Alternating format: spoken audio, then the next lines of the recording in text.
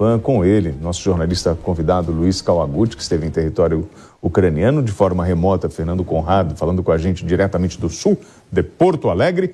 E, senhores, antes de passar a palavra sobre o tema Ucrânia e Rússia, vamos acionar o nosso correspondente na Europa, Luca Bassani, com as últimas atualizações do conflito.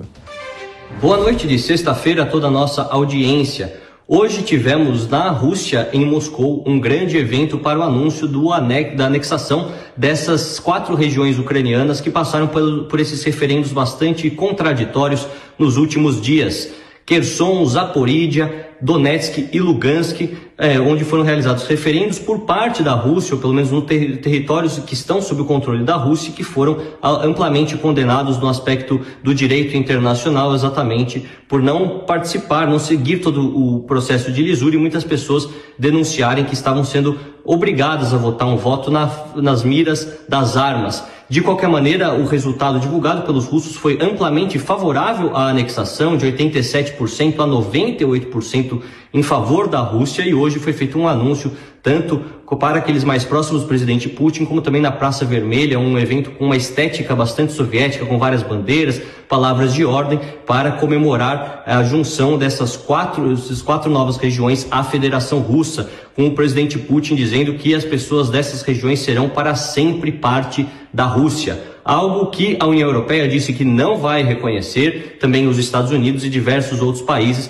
porque falam que isso é uma quebra bastante grande do direito internacional. Nós sabemos que esses territórios significam cerca de 15% do território ucraniano, ou seja, uma perda muito grande, como se o Brasil perdesse o estado do Pará, um dos maiores que nós temos no país, anexado por um outro vizinho. Portanto, proporcionalmente, isso chama bastante a atenção. O presidente Zelensky disse que não vai negociar com o presidente Putin porque não admite a tomada unilateral de seus territórios, uma maneira muito semelhante do que aconteceu na Crimeia em 2014. Naquela ocasião, o país já passava por uma guerra, mas não nessa intensidade que nós estamos vendo nos últimos 7 meses.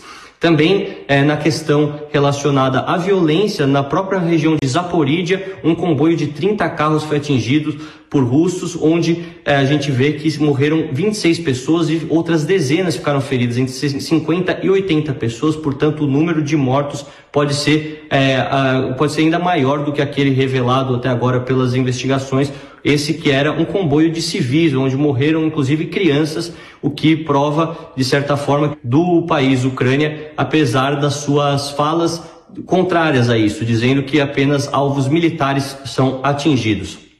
Toda a questão relacionada à guerra da Ucrânia fica ainda mais difícil com a anexação desses territórios, porque agora os russos consideram essas partes do território ucraniano parte de seu próprio país e podem utilizar exatamente de maior violência, até mesmo armas nucleares de menor dissipação, para resolver qualquer questão de insurreição, até mesmo de resistência que acontece na Ucrânia e também aqui na Europa. Luca Bassani, de Munique, na Alemanha, para a Jovem Pan News.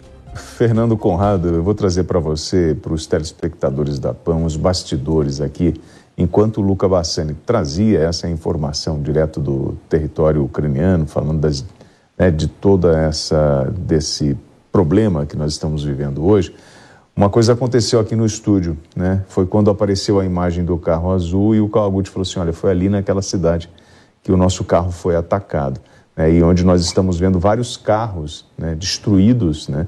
E o Kawaguchi, no início da cobertura, estava em território ucraniano, na cidade de Zaporizhzhia, e esse vídeo nós mostramos aqui, chegamos a segurar um período, porque nós tínhamos preocupação com a família dele aqui, né, no Brasil, e foi um momento difícil, né? E agora aqui trazendo os bastidores do Kawaguchi de uma forma muito falou assim, foi ali que eu fui atacado, né?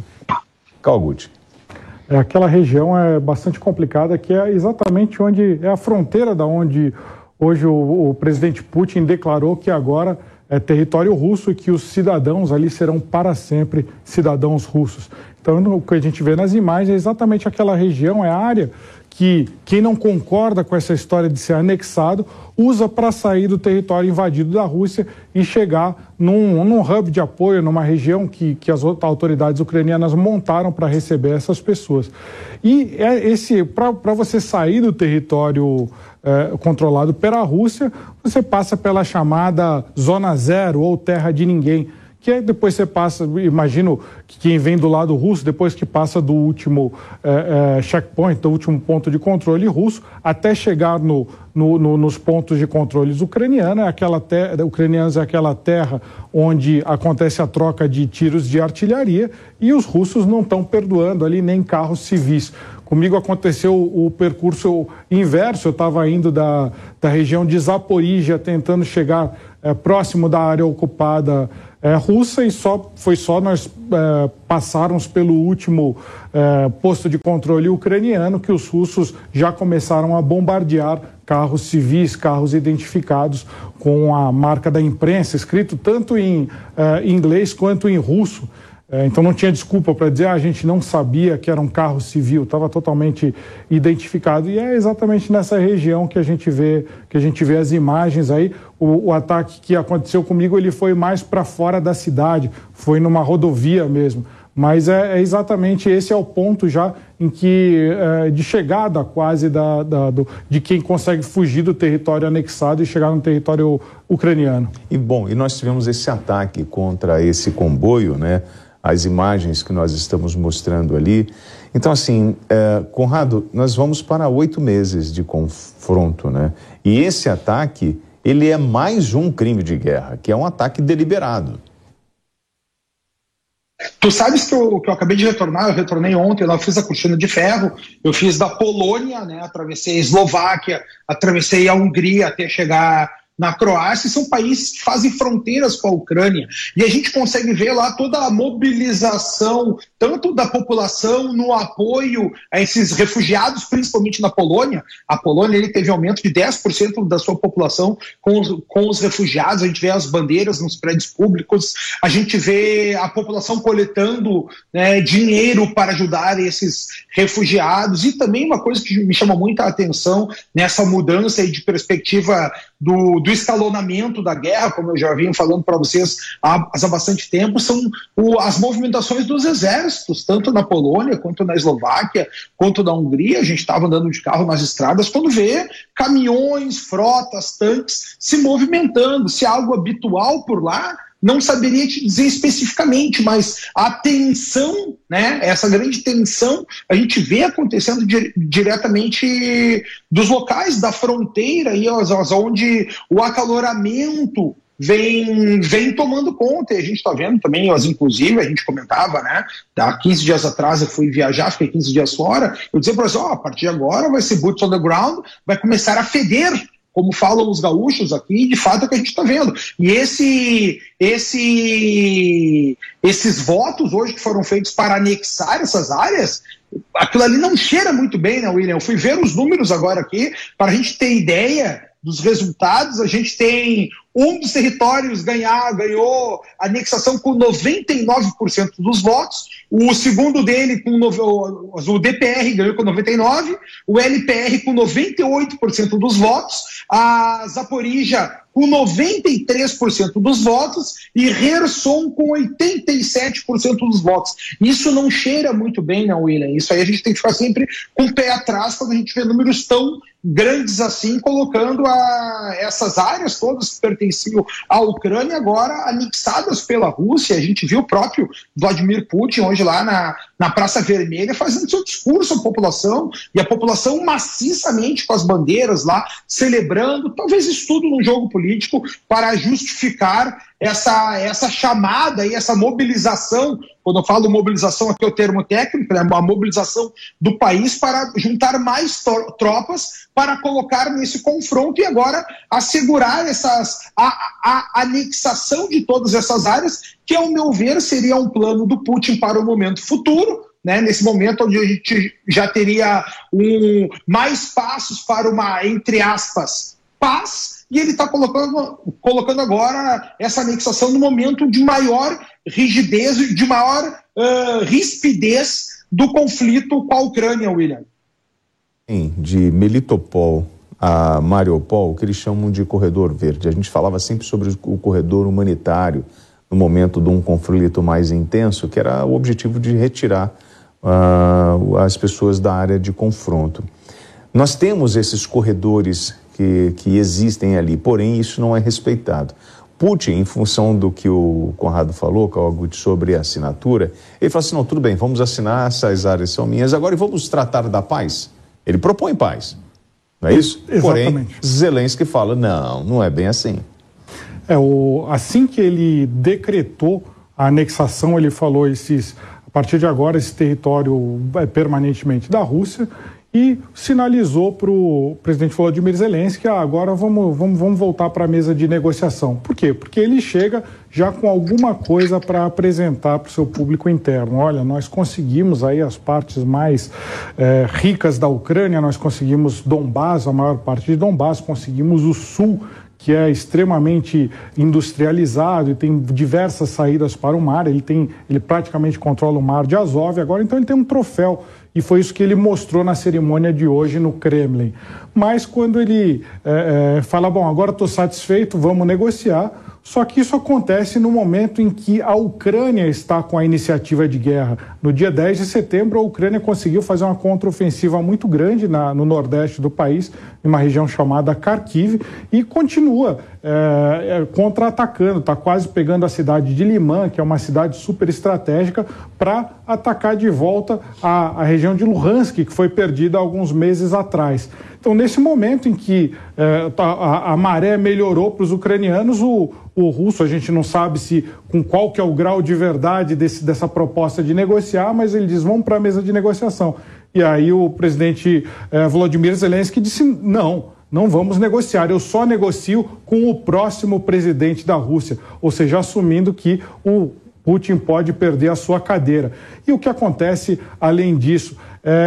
Uma coisa que a gente pode tirar de conclusão é que já aconteceu nesses 7 meses de guerra, mais de 7 meses de guerra, a gente já teve, isso foi tão penoso, a invasão foi tão brutal na Ucrânia, que essa geração de ucranianos não vai mais conseguir perdoar e esquecer o que aconteceu. Eles vão lutar ao máximo para retomar as suas terras. Eu acho que a guerra chegou num ponto, hoje, nessa sexta-feira, que não tem mais volta, não tem essa volta para negociação. O que acontece é que um dos lados vai ter que chegar na vitória. Bom, e para além de você ter o cidadão ucraniano lutando pelos seus direitos, você tem a famosa guerra de procuração. Do outro lado, lá fora, longe do conflito, nesta sexta-feira, Joe Biden advertiu a Rússia que a OTAN defenderá cada centímetro de seu território. Biden disse que a América e seus aliados não serão intimidados por Vladimir Putin.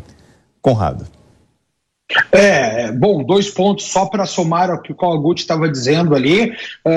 O que o Putin falou, isso aqui eu comento com vocês desde o dia 1 que eu comecei a participar nos comentários da guerra aqui. O Putin, ele engoliu uma montanha para excretar um ratinho, né? O objetivo dele era ficar com Donetsk, Luhansk, depois ele aumentou ali para Zaporizhia e Kherson.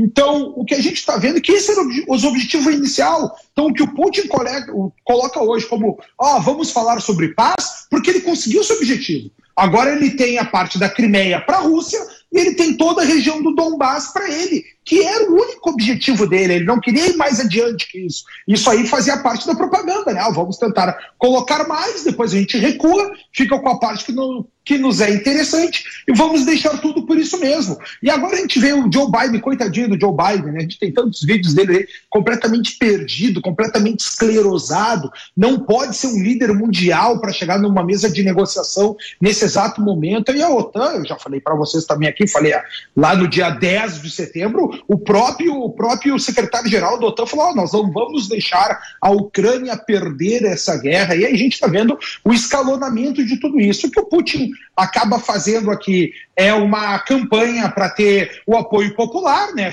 Nosso objetivo foi conquistado, nós livramos essa parte da Ucrânia que era toda tomada por russos, né, com população com uma vinculação cultural, uma vinculação tradicional com a Rússia. Agora nós liberamos todos eles e o nosso objetivo foi conquistado. Vamos celebrar a paz com a Ucrânia. Então a gente tem que abrir os nossos olhos para tudo isso, porque lá nas Nações Unidas, os Estados Unidos fez uma moção não aceitando essa declaração, né, da efetivação dos territórios tomados pela Rússia dentro do território russo. E aí a gente viu grandes países também não se mexendo, não concordando com os Estados Unidos, principalmente do BRICS, né? O BRICS a gente viu o Brasil não concordando, a gente viu a Rússia tem um assento permanente não concordando, a China, que tem um assento permanente não concordando, e a Índia também não concordando, né, dos grandes países. Depois o Gabão também lá não concordou. Vamos ver quais serão os próximos passos e a repercussão dentro do cenário internacional, né, das relações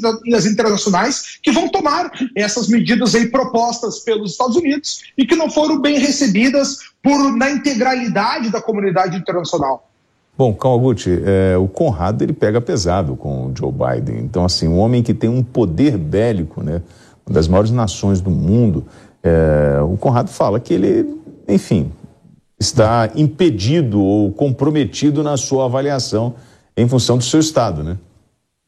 Não, pode falar, Conrado. Né? Você chamou de esclerosado, Conrado.